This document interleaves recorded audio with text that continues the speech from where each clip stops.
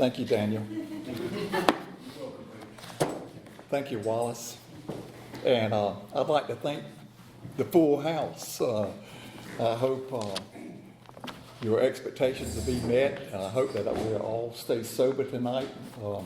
That's not always happening. You know, I've seen a few people get drunk coming and going out of the AA meeting. In fact, one of our most favorite people, he's dead now, used to hide his bottle by the steps to the basement and would take a big hit going down and a hit coming out again.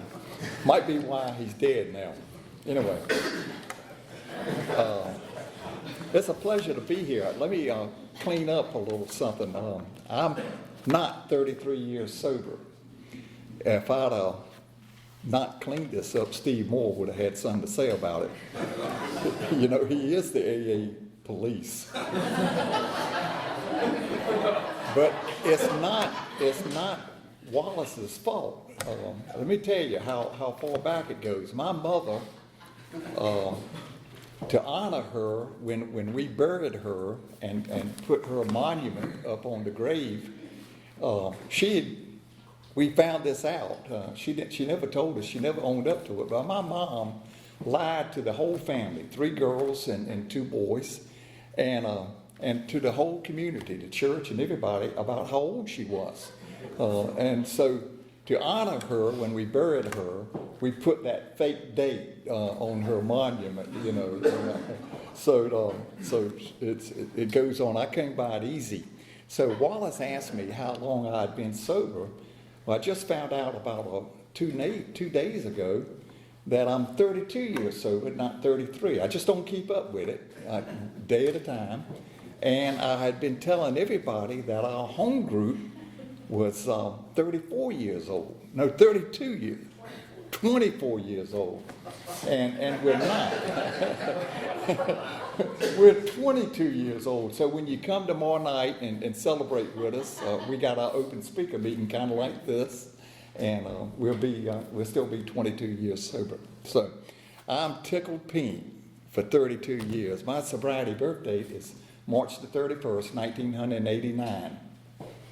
Now, what's kind of remarkable about 1989 is I met Wallace and I met Tom and Steve Mitchell and Jim Holmes. I met all the giants in AA and all the what I call the leaders and the giants of AA.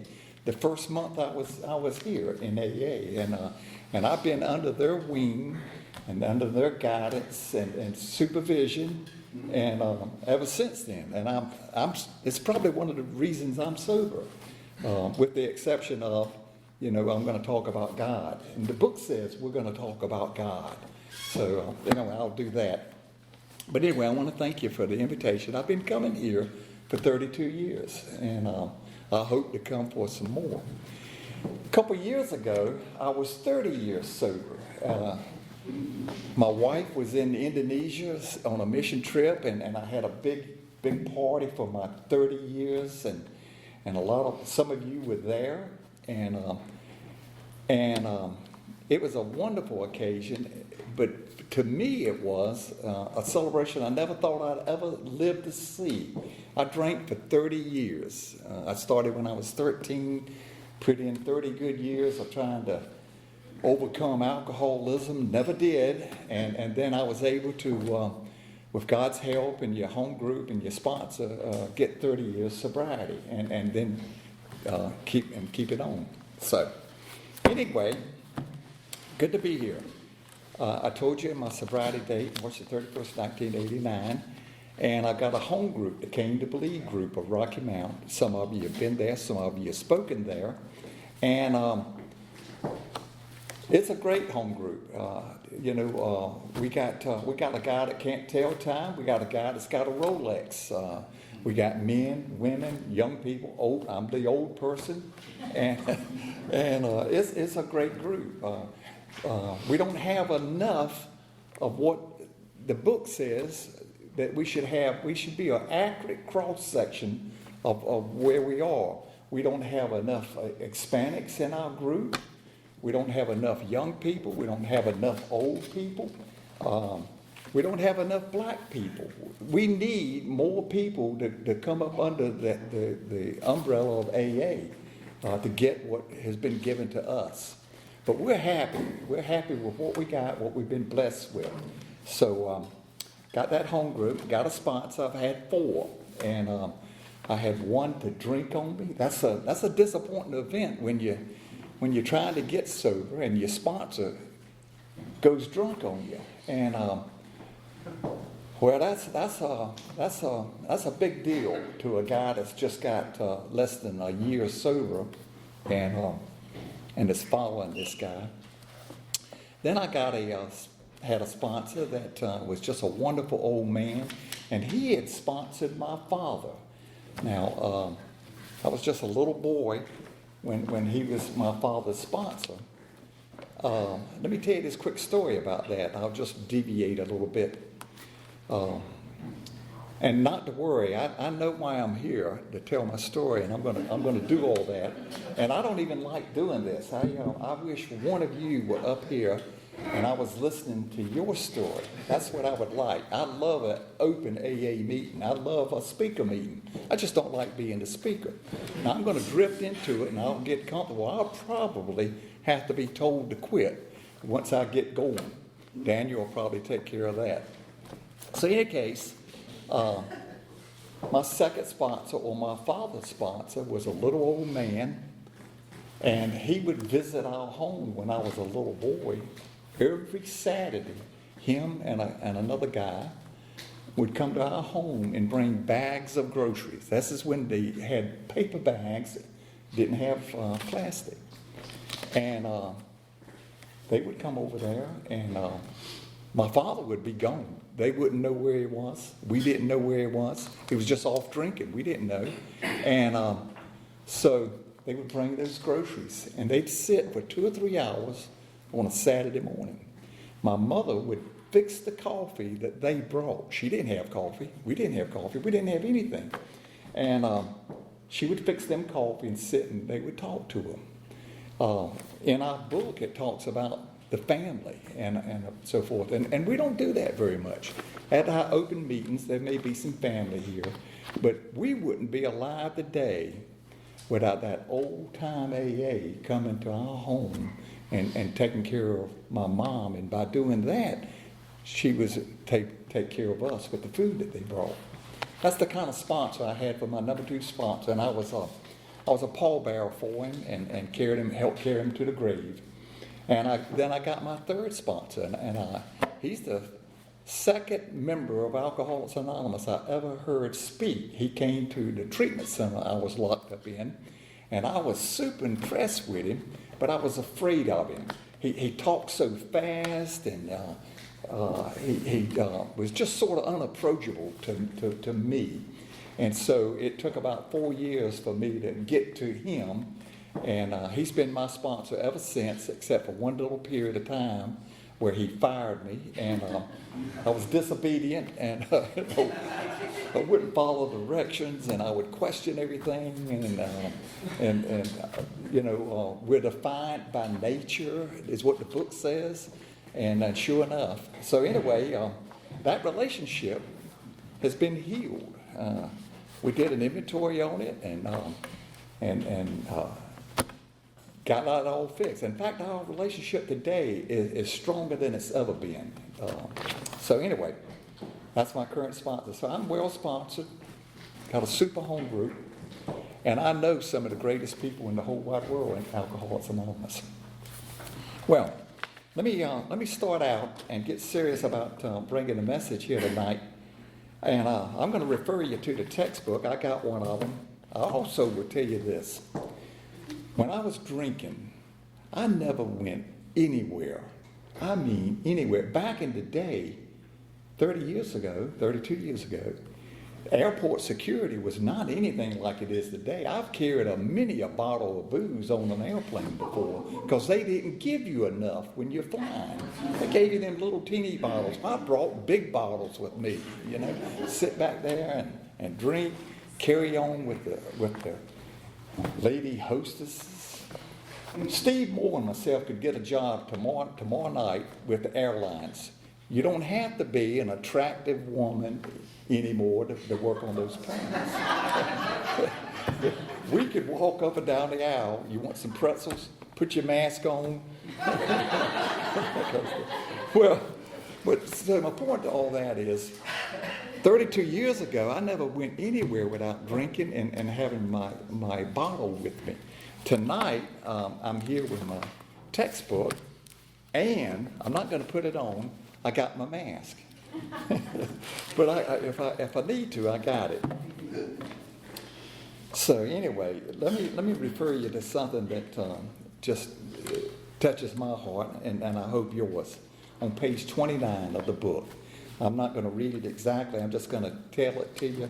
It says, each individual in the personal stories in the back of the book, in his own language and from his own manner of speaking and from his own point of view, he tells you the way he established his relationship with God.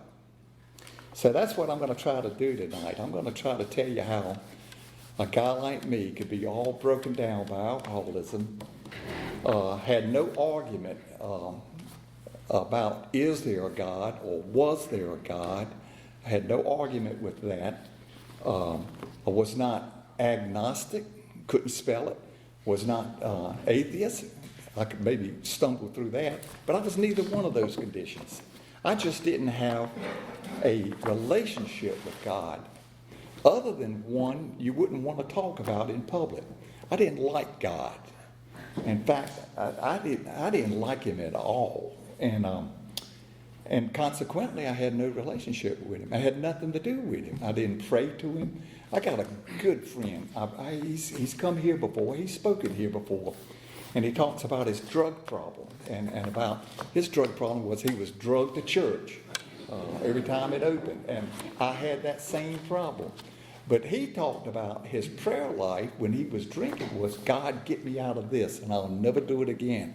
And God, help me out of this drinking problem and I'll never do it again. I never did that. I never thought to ask God for help with a problem I didn't know I had. I didn't know I was an alcoholic. I thought that drinking was an asset, that if I had a resume, I might would put on there, I can handle my booze, that's what I like to say. Highway patrolmen stop me and let me go, and that did happen quite a bit. Now, that's hard to explain when you can't barely get out of the car to be tested and so forth. And at one time, I wouldn't get out of the car. The highway patrolman said, come on back to the car. I said, I can't. He said, what do you mean you can't? I said, well, I got this dog in the back seat, and if I leave, he'll eat the seat. I had a Labrador, and he would eat the seats. He'd get so angry that he couldn't go with you.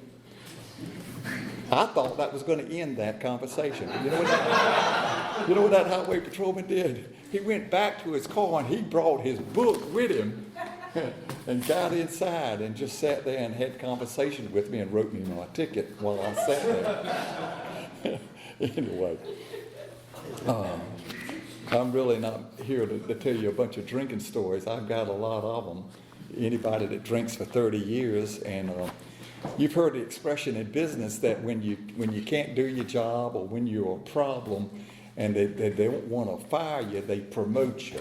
That's what happened to me. I went all the way to the top in this corporation I was in, and just simply because they liked me.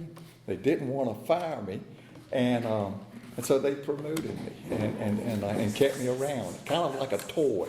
And I'm a good hunter, and so our CEO would get invited by all these major corporations to go on hunting trips, and he didn't want to go by himself, so he would take me, and I was a good drinking buddy, and I could look after him a little bit, and he could look after me, and so anyway.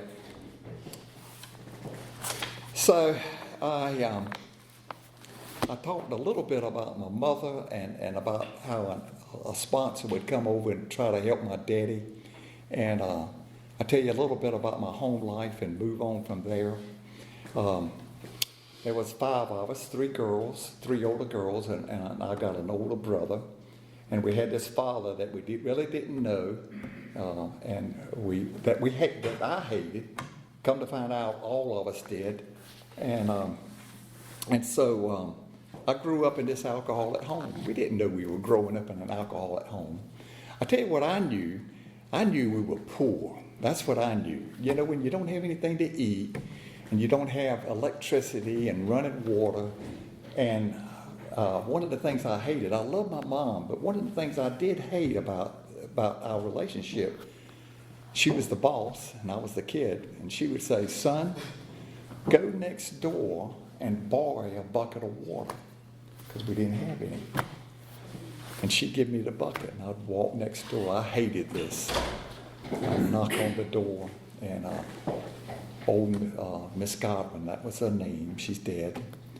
And she'd say, "Son, come on in." And she didn't make me feel uncomfortable. She was very loving and kind. She knew how bad off we were, and she never said a word about it, about making you feel bad about it. And she said, "Well, look, while you're getting the water, aren't you a little hungry? I made all this food extra, and would you mind carrying some of it home?" My gosh. "Oh yeah, I'll do that." Oh man, and then, I'd eat most of it on the way home next door. "Is this all she gave us?" "Yep." But to this day, I love those neighbors that we had. I know this, they got a son that's my age, and I'm still real good friends with him. And his mom and dad were so good to us. And to this day, I don't think we ever paid back that water. I don't think I ever remember carrying a bucket of water back over there. We just didn't. But anyway, we were poor. Also, my father is hardly in the book. He was that Dr. Jekyll and Mr. Hyde type guy. When he wasn't drinking, he tried to be the best man you ever knew. The church we grew up in loved my father, but they didn't know my father like we did. He would come home from those drinking trips and clean up real good. We clean up good anyway, and look at this crowd, So he would come home and he'd be a good church member. He'd be kind and benevolent to everybody in that church, but he was horrible to his family. He'd come home and he would beat my little mom, like beat her right to the floor, beat my sisters, beat my brother, then beat me. That's the part I hated. And so I just took it on myself to fix that. And so my plan was I'll do something about it. I'll kill him. That's the only answer that little kid had, was he didn't know how to talk to him. He was afraid of him. He didn't know about alcoholism. He couldn't spell that. So anyway, I had a little plan. I don't know where it came from. Nobody helped me with it. We didn't have a TV, so I didn't see it on TV. My idea was I had a baseball bat. It's probably about the only thing I ever had as a kid that I really loved was that baseball bat. And one of my sisters bought me a cowboy outfit when I was a little boy, and I had that. But my idea was I'd just wait up at night on top of this garage near the house, and when he would come home, I would just pounce off that garage roof right onto his shoulders. Boom. He'd go to the ground. That was my idea. And I'd start beating him with that bat. And I would just end it. I never thought it all the way through or anything like that. It took one whole summer for it to happen. Most of the time I'm up there on that roof. He doesn't come home. I'm just out there camped out right by myself on this like 3 to 12 roof pitch roof, just sitting there and falling asleep. Sometimes he would come home and I'd be full of fear because he didn't seem unsteady, and he looked too strong and formidable, and I was just afraid of him. But one night he did come home, and one night when he came home, it looked like he was very drunk. He was staggering. And somehow or another, I jumped off that roof. I landed on his shoulders. He went down. I started beating him, and I beat him to where I couldn't lift the bat. Now, I'm just a little boy, but I just went at it as hard as I could, as long as I could. And then I went into the house, And for the first time, and I don't know when, years, I went in there, and my 3 sisters and my brother, we slept in one bedroom, just a little small bedroom, average 10 by 12 or whatever, and we all slept in there. Kind of shows you how poor we were. We didn't have bedrooms and all that kind of stuff. So I went in there and I got in bed with my brother. My 3 sisters were in a big bed. My brother and myself was in a little bed. And I felt so good. I felt just happy that we were not going to get beat, and my mom was not going to get beat. She was asleep on the couch. She didn't have we had a bedroom, I guess you could call it the master bedroom, but nobody slept in it but him when he came home. My mom wouldn't sleep with him. I don't know how we came about. There was 5 of us. But I never knew my mom to sleep in that bedroom. So I'm just saying. Anyway, he didn't die. Now I can tell you, if that would have happened tomorrow or tonight for some family, it would be very, very sad. It would make national fake news. It would just be everywhere.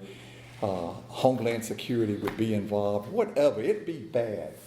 But nothing happened in my case. The preacher didn't come by. The police didn't come by. The neighbors didn't come by.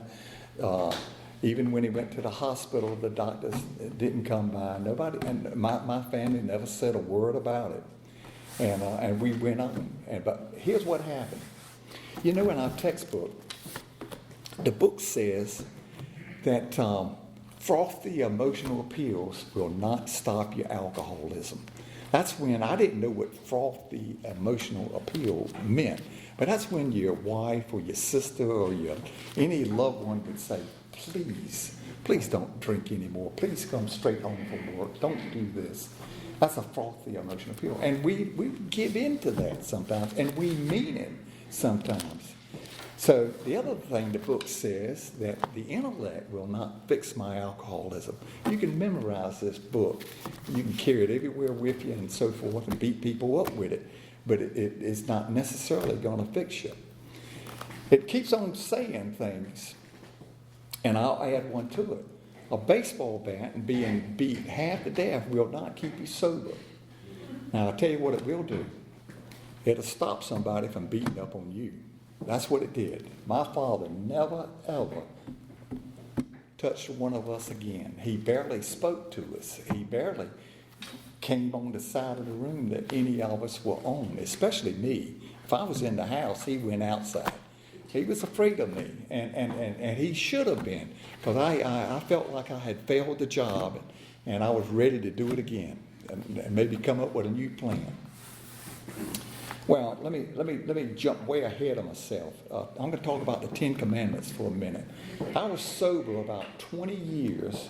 I'd been in and out of taking the steps and doing things, and that second sponsor I had, who tried to sponsor my father, he never sponsored me with the textbook. He sponsored me with what the book was called, the Holy Bible. And he would read the Bible to me. He would show me things in the Bible, and we would study the Bible together and so forth. And on the other hand, when you go to AA meetings, you don't talk about those kind of things. You're talking about the book and the 12 steps and everything. But somewhere back there's 10 commandments that God laid out. And one of them was honor their mother and father. Well, that doesn't come with a caveat about saying if they're good to you, or if they're nice, or if they don't beat you. And when I was about 20 years sober, and the transitional type stuff was going on in my heart and my soul, and that started to just weigh on me, that I hated my father, and that I had did that terrible thing, tried to kill him, and so forth. And God never promised me a father that didn't beat me and things like that.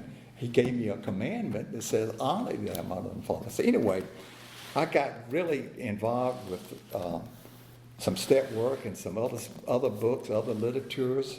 Got with my sponsor, and I went to the grave, and where he's buried and where my mom's buried.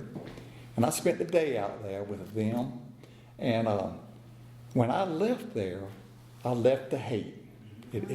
just like my alcoholism got removed, taken away, and I'm going to tell you about that. It's the most phenomenal, life-changing story in my life that's ever been. But it was life-changing for the hate inside of me to be lifted and not have that anymore. Now, I can tell you today, I don't like my father. I don't hate him. It doesn't control my life anymore. My father had alcoholism, acute alcoholism, and he never surrendered that and got the help that was offered to him, and that is here in Alcoholics Anonymous. I don't know why. I don't know why I did and he didn't. It doesn't make me better than him or anything. We all know people who didn't get sober, who came to AA. It just happens.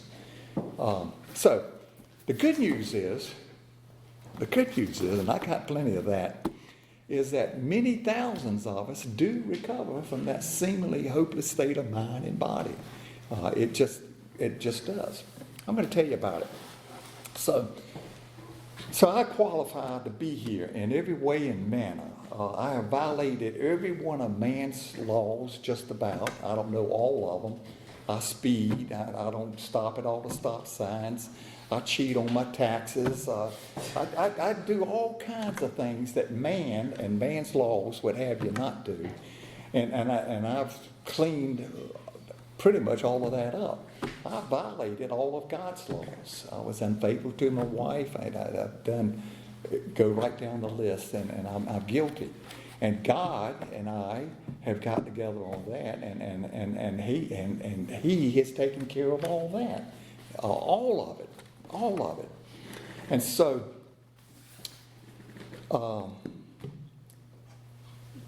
started drinking. There's no reason for me to start drinking. I got every reason. I'm the last person in this room or anywhere that should have not drank. I've seen what it did to a man and to a family. I'm a victim of it. I've seen it.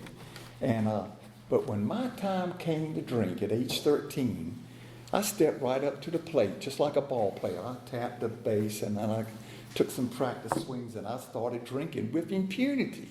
That I'm not going to be like him. It's going to be different. I think every alcoholic in the world takes a drink thinking that this time it's going to be different. And I did that over and over again. But I started out that way.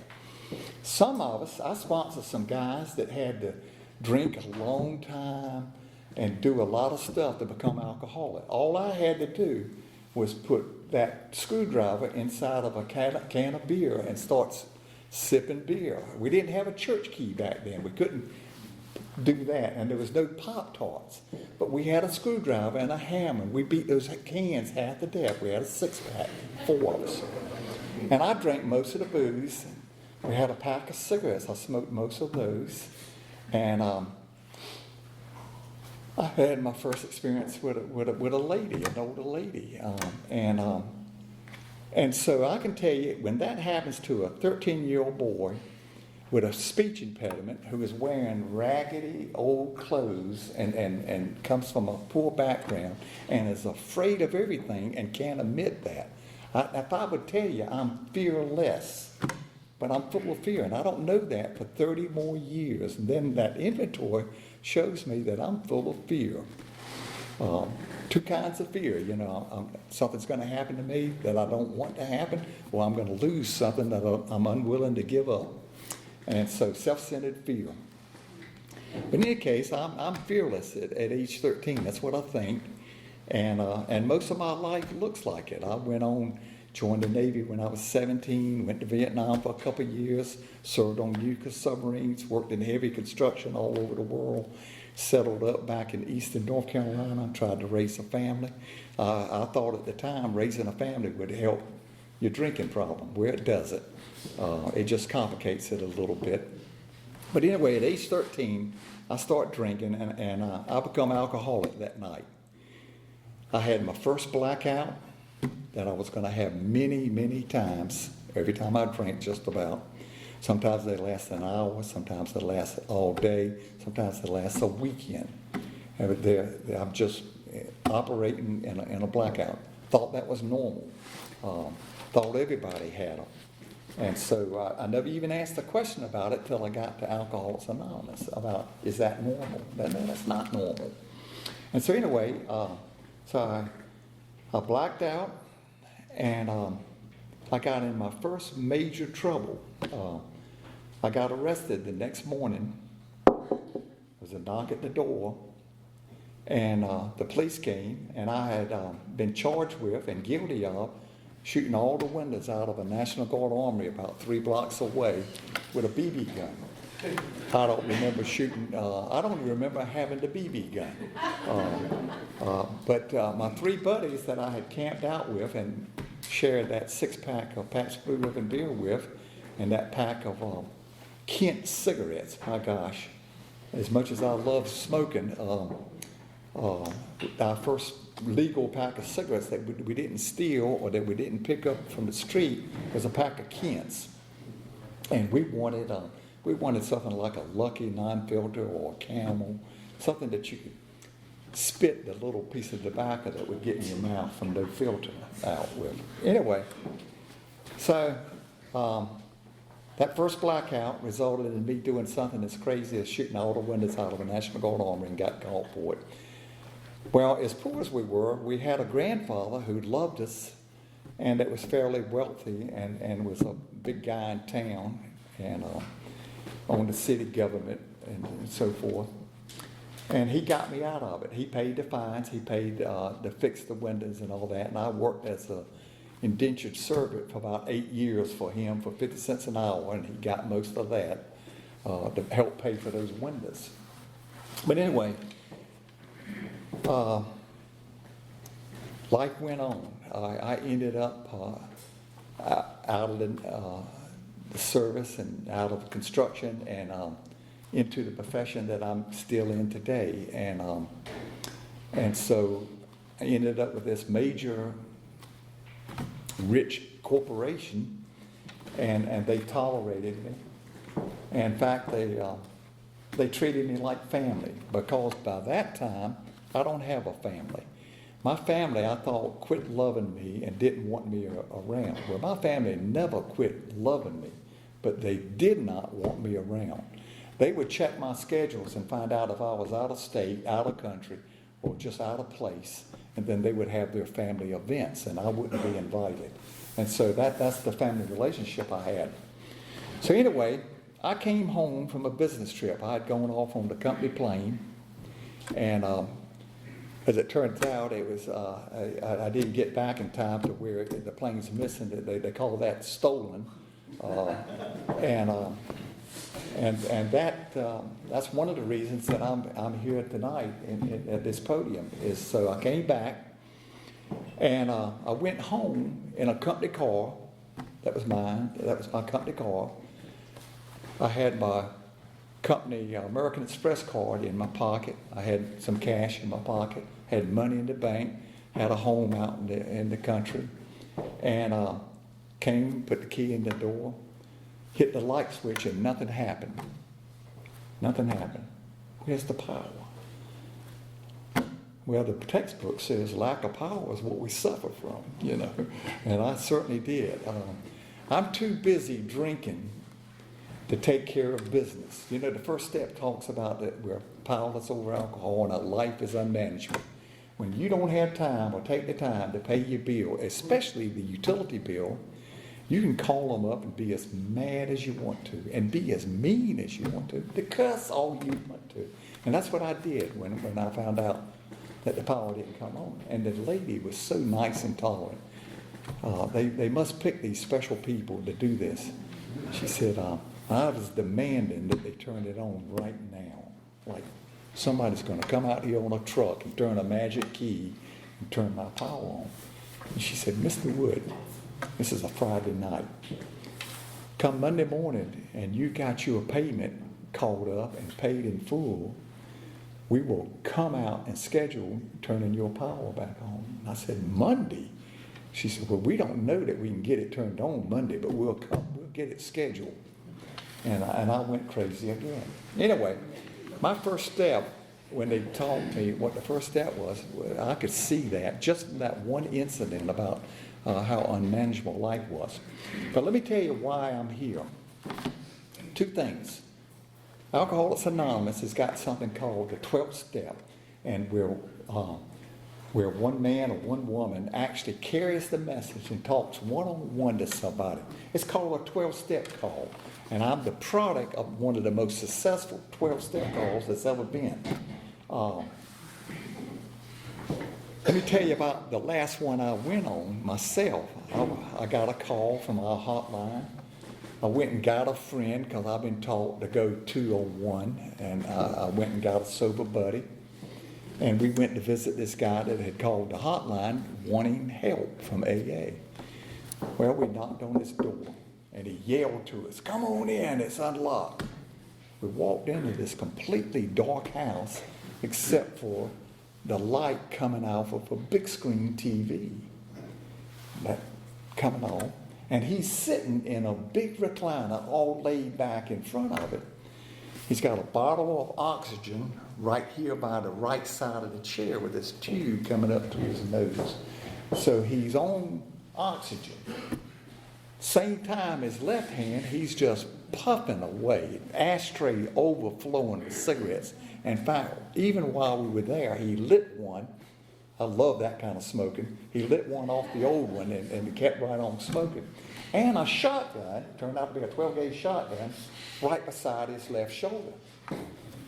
Well, I told him who we were and where we were from. My name's Paige Wood. I'm an alcoholic.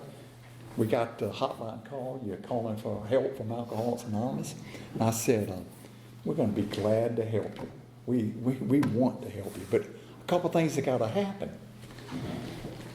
One, you either got to turn that gas off, or two, you got to put that cigarette out, and three, you got to give me the shotgun.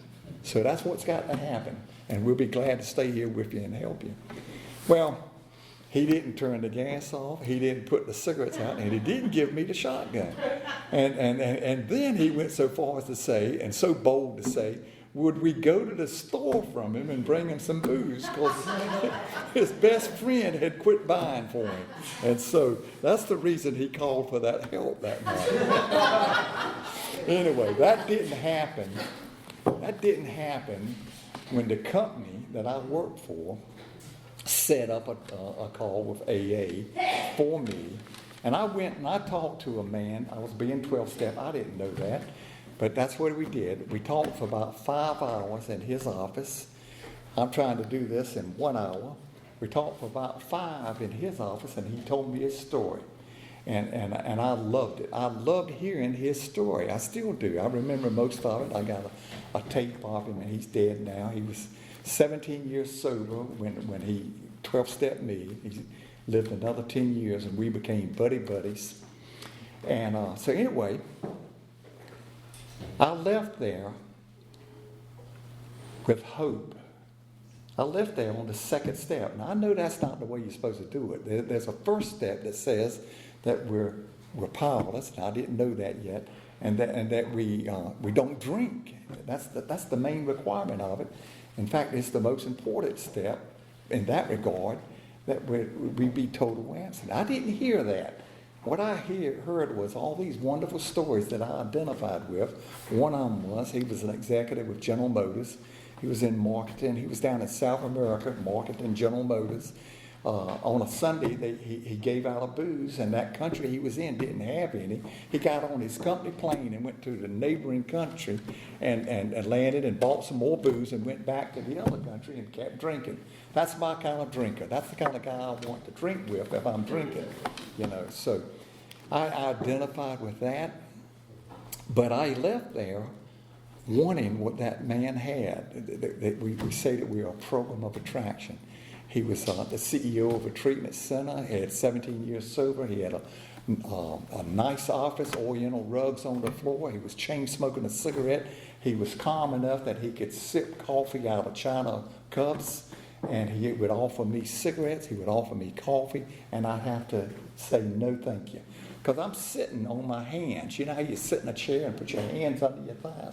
Because I'm shaking to death. I'm so full of fear, and I didn't have a morning drink that morning. But I left there with hope. The second step, the principle behind it is hope. So I became hopeful instead of hopeless. Well, I went home, and the company gave me the option of going to federal prison or getting the help that they were going to offer. They offered a $32,000 package in this treatment center if I would take it and get help. And if I didn't, then I'd pay the consequence for not bringing that plane back. And so, federal prison treatment. Federal prison treatment. And I said, well, how long are you going to give me to think about it? They gave me 3 days. I took all 3 days. I went home. Federal prison. Man, that's going to be bad. Treatment center. Well, that might be bad too. Back and forth. The third day, God moved in my life. And let me tell you about that. Remember back on 29, I told you about how we talk about our relationship with God and how it came about. So I told you about that. I don't believe in God. When I came to AA, I didn't know the Lord's Prayer. The first time that we huddled up and held hands and we say the Lord's Prayer, I didn't know it. I sort of put my head down and listened, and I mumbled, because I didn't know the Lord's Prayer. I had no use for it. I didn't have any need of that. I didn't pray. I was a self-made man, work hard, play hard type thing, and that was the craziness in my head. So anyway, I'm back home on that third day. I'm either going to get locked up or get some help. And during those 3 days, I don't know if I ate or didn't eat. I don't know if I slept or didn't sleep. I know one thing, I didn't drink. For some reason, I don't know. I just didn't drink during those 3 days. And I guess technically you could say I was detoxing because I'm a daily drinker. I go to bed drinking, I wake up drinking. If I get up in the middle of the night and use the bathroom, I drink while I'm using the bathroom and so forth. So in any case, I got up the morning of that third day, and I said, I didn't say anything. I fell to the floor. It was just like I didn't have any bones in my body. I became like an octopus or a squid or something. I had no muscles, had no bones. I just fell to the floor and I couldn't get up. The other thing I did was I started crying. Now, crying shouldn't be a big deal. Crying is a big deal for me. I hadn't cried all those adult years from seeing my mom being beat to the floor and all of that. I'm not virtuous to any kind of pain or suffering that a man can go through. I told you about I spent some time in Vietnam and some things happened there that you just can't even imagine. You don't even think about it anymore. And some other things that happened all through my life. So I have had every reason in the world to cry. Now, I'm not going to cry for you tonight, I don't think. But I've learned to cry. I've learned to love the power of crying. Tears of joy, tears of sadness. You play that national anthem and I see that flag. I'm a veteran. I love our country no matter what it's doing. I love our military. I love a little baby. I love goodness and kindness and sweet old ladies. I love my wife, and when she's upset, I'm upset. But I couldn't cry all that time. And I started crying that morning, and I felt and I couldn't get off the floor. And I said 3 magic words. They got to be magic because it's what lifted me off that floor. I said, God, help me. God, help me. I didn't ask God to help me off the floor. I didn't ask God to help me keep my job. I didn't ask God to help me stay out of prison. I didn't ask God for nothing. I was not on bargaining terms with somebody I didn't know or something I didn't know. I just said, God, help me. And I don't know where you were 32 years ago, March the 31st, 1989, but you were pretty bad off because, number one, God came to me in the same bedroom we're going to go home to tonight. Same bedroom where I hadn't moved in those 32 years. And there was no puff of smoke like Bill Wilson had. There was no magic like that. I just know this. I said those 3 words, and I got lifted up. I got off that floor and packed a bag and went to that treatment center. And here's what God gave me. Somewhere in the back of this book, it talks about HOW, honesty, open-minded, and willingness. And of those 3, they're indispensable. Well, God didn't make me honest that morning. God didn't give me an open mind to new concepts and new ideas, but He gave me a willing heart that I've not lost in 32 years of being a member of Alcoholics Anonymous. And so I became willing to pack that bag and go to that treatment center. I didn't like everything about that place. I didn't like having a roommate. I didn't like giving my car keys up. I didn't like giving my wallet and my watch. I didn't like giving my razor up. Would have to go check it out with a nurse every morning. Can I borrow my razor? I'm not going to cut my wrist or something, I'm going to shave, I hated all that kind of stuff because of my ego and my pride and who I thought I was. And so forth. So anyway, since that time, it took about 5 years of lying and cheating in AA, lying to sponsors, taking incomplete inventories and everything, and all the time thinking I'm Mr. AA. I've been to an international already in the first 5 years of my sobriety. Went to Seattle, Washington, and in fact, I met Dave Cook and Tom Iverster and Don Pritz at that international 32 years ago. But anyway, at year 5 of my sobriety, 5 of us got together with a man one weekend, and there's a story in the book. He sold himself short, where a guy got with Dr. Bob one afternoon on the good doctor's afternoon off, and that doctor took this man through the steps when there were no steps. They didn't have a textbook, Alcoholics Anonymous. They didn't have the steps. They had 6 ideas about staying sober, which, if you break them all down, equals out 12. And so they went through that surrender, and they went through coming to believe. They went through the inventory, the moral inventory. They went through what we call 6 and 7. And at that time, Dr. Bob said, listen, buddy, you want to be rid of these character defects? And the guy said, well, yeah. He said, well, let's pray about it. And Dr. Bob and this guy got down on their knees, and they both said a prayer to have that removed. And then they made restitution. Now, those character defects, Dr. Bob told him what they were. He listed them out. This is what you are. And it ain't good, And that's your root cause, So, anyway, that guy went on to start a new group the very next day. That's old-time AA. True story, side of the book. Anyway, so at 5 years sober, we did that same thing, except it took us a weekend to do it. And at that time, the part of my inventory that I was most ashamed of and most afraid of, I shared for the very first time. I wrote about it and I admitted it to myself.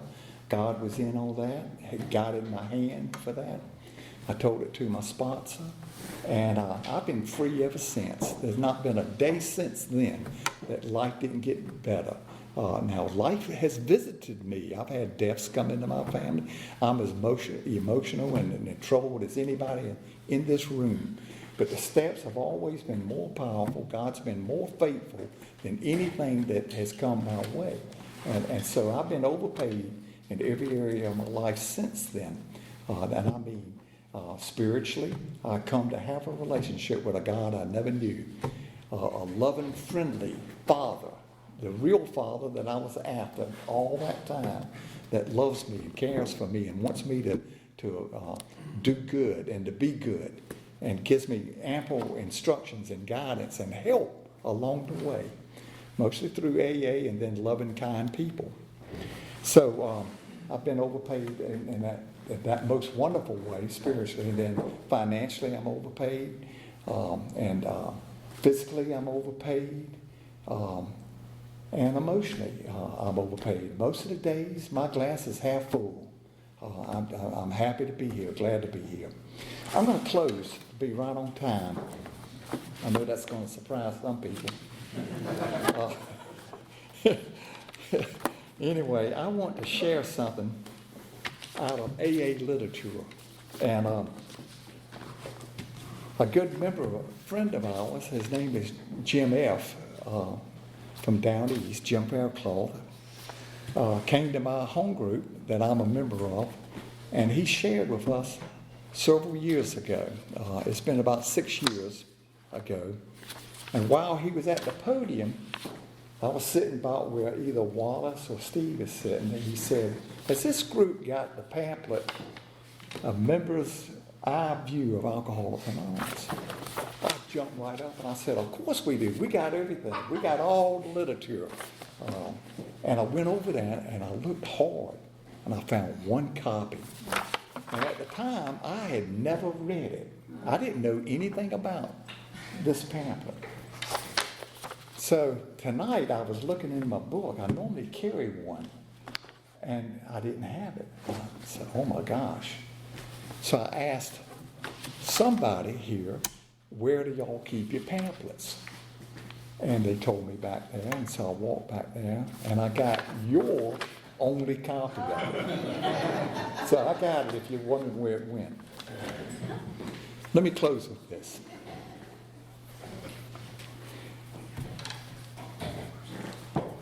Remember, I didn't write this. This is an AA pamphlet. Conference, what they call conference-approved literature. And there's some amazing stuff in this pamphlet. But once it got shared in my home group from the podium by a senior member of Alcoholics Anonymous, my life has forever been changed again. Here's how it goes. This coming Sunday, in the churches of many of us, there will be read that portion of the Gospel of Matthew, which recounts the time when John the Baptist was languishing in the prison of Herod. And hearing the works of his cousin Jesus, he sent 2 of his disciples to say to him, art thou he who is to come, or shall we look for another? And Christ did, as he so often did. He did not answer them directly, but wanted John to decide for himself. And so he said to the disciples, go and report to John what you have heard and what you have seen. The blind see, the lame walk, the lepers are cleansed, the deaf hear, the dead rise, the poor have the gospel preached to them. Now what they mean is not only poor in the material sense, but the poor in spirit. Poor in spirit. They hear the gospel, which literally means the good news. I'll stop right there for a moment. Doesn't that sound just like Alcoholics Anonymous? Doesn't that sound just, if you go home and think about this tonight, what that means. So here's what happened. More than 32 years ago, I thought 33, more than 32 years ago, 3 men, my boss, my doctor, and the one friend that I had left who is still my friend today, working individually and together, maneuvered me into AA. And tonight, if you were to ask me, Tell us, what did you see? I would say to you, as I say to you now, I can tell you only what I've heard and seen. It seems the blind do see. Chuck Chamberlain wrote a book called A New Pair of Glasses. The lame do walk. The lepers are cleansed. The deaf hear. The dead rise. We're promised to be reborn through the steps. And over again, in the middle of the longest day or the darkest night, the poor in spirit have the good news told to them. God, please grant that it may always be so. Thank you.